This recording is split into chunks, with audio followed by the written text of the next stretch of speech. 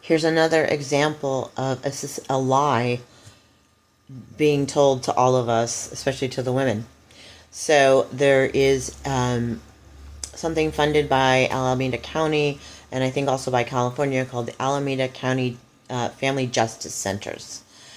And I tried many times to go and get help from the Family Justice Center. And here is what I found, that it has very nicely appointed office and has a lot of personnel, but they are not allowed to help you directly. They can only hand you pamphlets. I'm not kidding. Of other organizations who also don't help, really. I got a little bit of help from some of them. But for the most part, all of these organizations meant to protect and safeguard women are lies. They're being funded and they have offices, but they aren't doing what they aren't protecting women.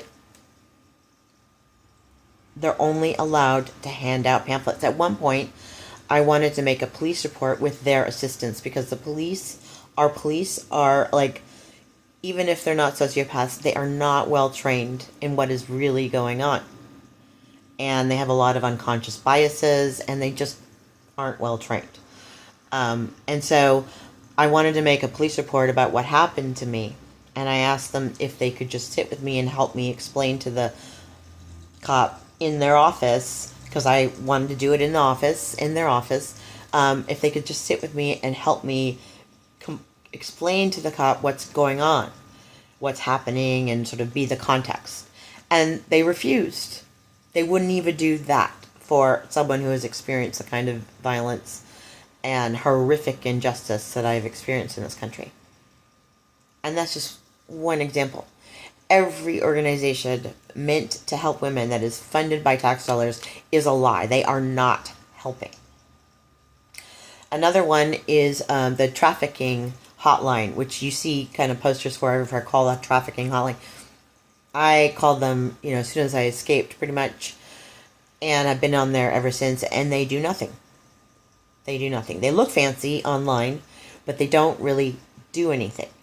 The one thing they do is potentially hook you up with quote-unquote therapeutic services for your trauma. We need justice, right? We need law enforcement. And they don't do that. And they say they send it out to the FBI, and the FBI tells me that the hotline handles all the law enforcement. Yeah, and I've written an article about this on one of my Medium accounts, so you're welcome to look it up online. It's insane. These are all lies perpetrated to, I guess, pull the wool over the men who have no idea what's really happening to women, and intentionally keeping women in danger without any resource or access to safety or resources. So, and then another thing about this hotline that connects you up with therapeutic services is that in every city, as far as I can tell in this country, especially the big ones, there's a Christian, at least one Christian therapeutic service for trafficking victims. And they all have the same rule, which is that you have no access to any devices for the first 6 months to a year. And you are required to go to, some kind of Christian indoctrination. It's free.